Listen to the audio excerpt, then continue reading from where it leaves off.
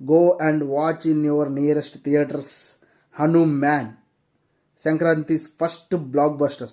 ప్రతి క్యారెక్టర్కి ఒక బిగినింగ్ ఎండింగ్ నాకు బాగా నచ్చింది. ప్రశాంత్ వర్మ గారి క్రాఫ్ట్, రైటింగ్ క్రాఫ్ట్ అనేది నాకు బాగా కనబడింది, నాకు నచ్చింది. నాకు ఆ ఐడియా, నాకు ఫ్యూజులు ఎగిరినాయి, నాకు ఎక్సైటింగ్, చాలా ఎక్సైటింగ్ అనిపించింది. ఏంటి అని అంటే ఆ మనీ ఎలా ఫామ్ అవుతుంది అనేది చాలా ఎక్సైటింగ్ ఐడియా. రాసి పెట్టుకోండి, Prashanth Varma is the next big thing in Indian film industry. అసలు నేను బాగా ఇష్టపడిన ట్విస్ట్ లేదా ఎక్సైట్ అయిన ట్విస్ట్ ఇంకొకటి ఏంటి అంటే సముద్రకని ఒక షార్ట్ ఉంటుంది ఇండియన్ ఫ్లాగ్ సజెషన్లో shot. I like that shot. అంటే అది ఒక ఎలివేషన్ లాగా అనిపించింది నాకు. ఆల్సో ఇంటర్వెల్ బ్లాక్లో హనుమంతుడి రిప్రజెంటేషన్ లాగా ఒక షార్ట్ ఒకటి ఉంటుంది. ఆ షార్ట్ ఒకటి నాకు బాగా నచ్చింది. ఇంకా క్లైమాక్స్ అయితే అది నేను చెప్పకూడదు, బట్ ఒకటి చెప్తాను ఏంటంటే please like, share and subscribe my channel Cinema ఓడు. హాయ్ గాయస్, హనుమాన్ ఇప్పుడే paid premier Hanuman premieres already start అయిపోయాయి. నేను చూసి ఇప్పుడే ఇంటికి వచ్చాను. ఆల్మోస్ట్ నైట్ 11:30 అలా అవుతుంది ఈ వీడియో రికార్డ్ చేసే టైంకి. ఒకటి చెప్పాలంటే హనుమాన్ గురించి ఫస్ట్ ప్రశాంత్ వర్మ గురించి మాట్లాడుకోవాలి మనం.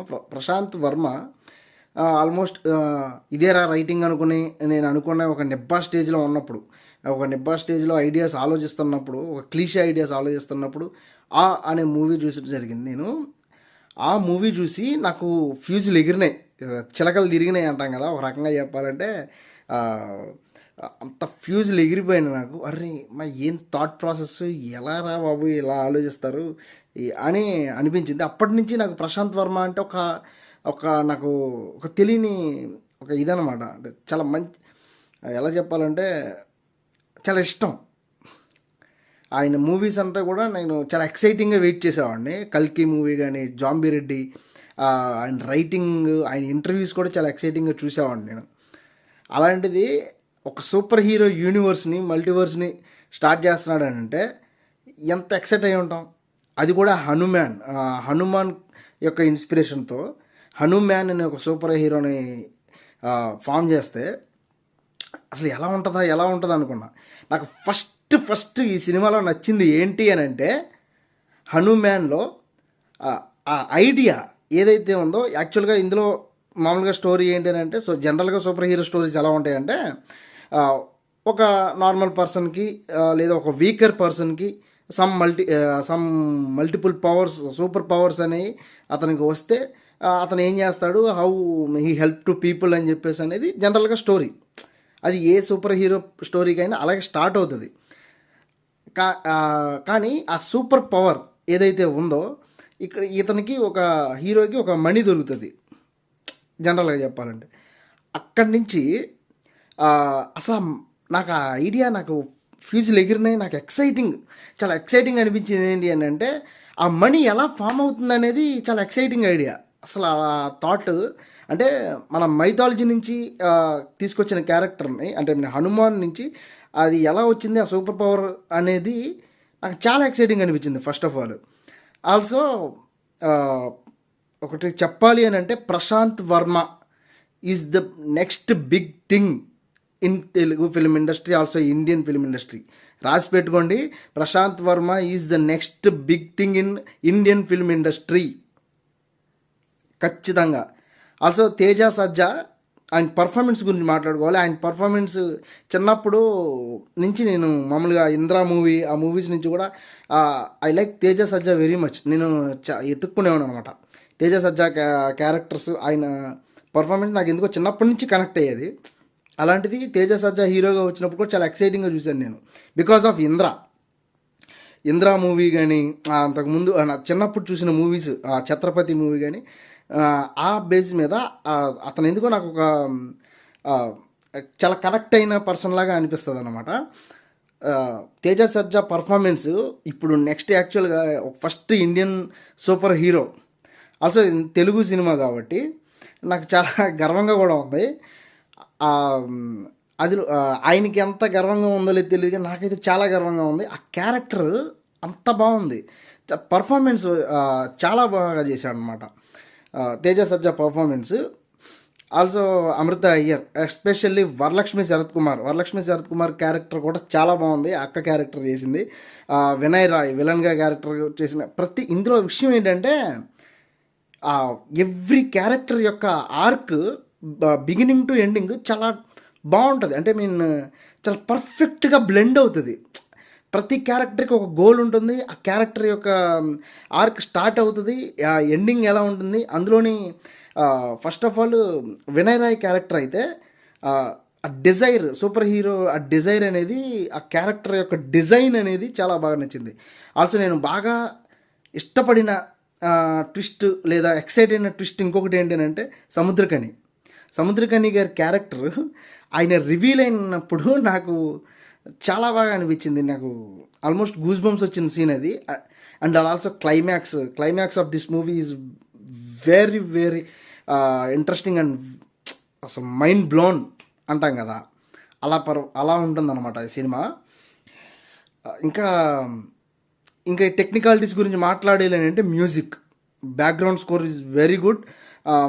ఆల్సో విఎఫ్ఎక్స్ 1600 విఎఫ్ఎక్స్ షార్ట్స్ ఉన్నాయని చెప్పారు ఈ సినిమాలో.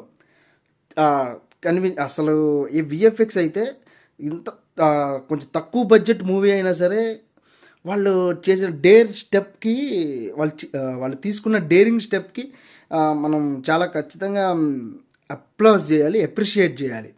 బికాజ్ ఎంత బాగుందంటే విఎఫ్ఎక్స్ కూడా so natural. Under water shots కానీ అంజనాద్రిని ఎస్టాబ్లిష్ చేసింది కానీ ఆ వరల్డ్ ఎస్టాబ్లిష్మెంట్ అనేది చాలా ఇంపార్టెంట్. ఎందుకంటే ఇది ఫిక్షనల్ స్టోరీ. సూపర్ హీరో అంటే ఏదో వచ్చేసి చాలా నార్మల్గా ఎట్లా పడతారు లేదనమాట. అలాంటిది ఒక సూపర్ హీరో ఒక ఫిక్షనల్ స్టోరీని ఒక వరల్డ్ క్రియేట్ చేయాలి. ఆ వరల్డ్ని బిల్డ్ చేసి చాలా పర్ఫెక్ట్గా ఎస్టాబ్లిష్ చేస్తే కానీ ఆడియన్స్ కనెక్ట్ కారు.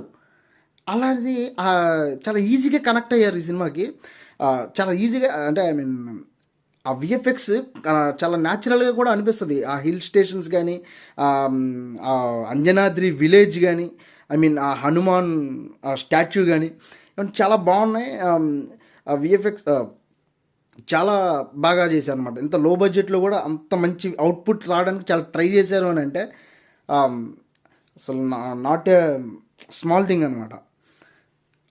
ఇంకా మాట్లాడాలంటే Rakesh masters performance also very good అనమాట. ఒక్కటి కాదు, రాకేష్ మాస్టర్కి మేబీ అన్ఫార్చునేట్లీ ఆయన మన మధ్య లేరు, కానీ ఆయన ఉండుంటే డెఫినెట్లీ ఇంకా మంచి మంచి క్యారెక్టర్స్ ఖచ్చితంగా వచ్చేవి. గెటప్ శ్రీను క్యారెక్టర్ కానీ, ఒక్క క్యారెక్టర్ కాదు, గెటప్ శ్రీను క్యారెక్టర్, వెన్నెల కిషోర్ క్యారెక్టర్, వరలక్ష్మి శరత్ కుమార్ గారు, తేజ సజ్జా, అమృత అయ్యర్, వినయ్ రాయ్, ఈ ప్రతి క్యారెక్టర్కి ఒక బిగినింగ్ ఎండింగ్ నాకు బాగా నచ్చింది. ప్రశాంత్ వర్మ గారి క్రాఫ్ట్, రైటింగ్ క్రాఫ్ట్ అనేది నాకు బాగా కనబడింది, నాకు నచ్చింది, చాలా ఎక్సైట్ చేసింది కూడా. నాకు ఇంకా నెగిటివ్స్ విషయానికి వస్తే నాకు పర్సనల్గా నెగిటివ్ ఏంటంటే సెకండ్ హాఫ్లో హీరోయిన్ అన్నిసార్లు నాకు కొంచెం డిస్ట్రాక్టింగ్గా అనిపించింది. ఎస్పెషల్లీ ఆవకాయ ఆంజనేయ ఆ పాటకు ముందు రివీల్ చేయకుండా మేబీ ఫస్ట్ హాఫ్లోనే రివీల్ చేస్తుంటే బాగుండేదేమో అనిపించింది. ఆ థింగ్ ఏంటనేది మీరు చూడండి. నాకు అనిపించింది, నాకు పర్సనల్గా కొంచెం ఏదో 1-2 సీన్లు అంతే. ఎక్సలెంట్ మైండ్ బ్లోయింగ్ వర్క్ అనమాట. Definitely eagerly waiting for the next movie in PVCU అంటే Prashanth Varma cinematic universe. Especially సంక్రాంతికి కిడ్స్కి బాగా నచ్చే మూవీ అవుతుంది ఇది. Definitely go and watch in your nearest theatres.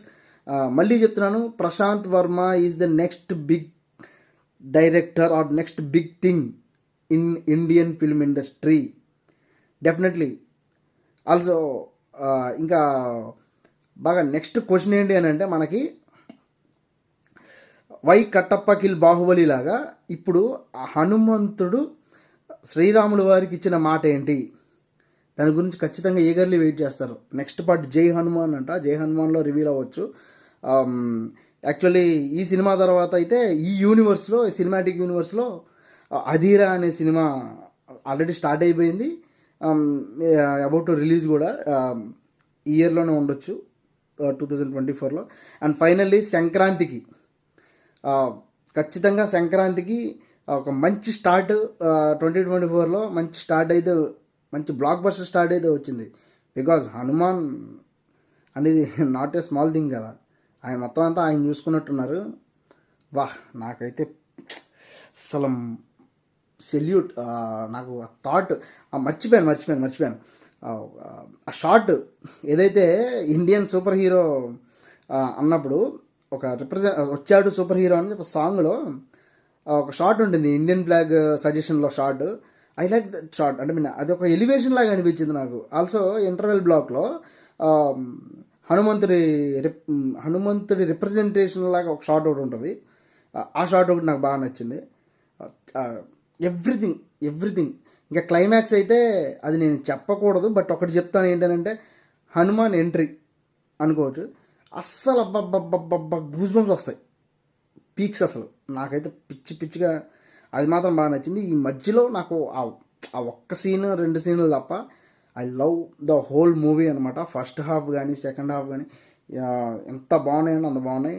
Go and watch in your nearest theatres Hanuman, Sankranti first blockbuster. And also video నచ్చితే please like, share and subscribe my channel Cinema Odu. Please subscribe చేయండి. Thank you.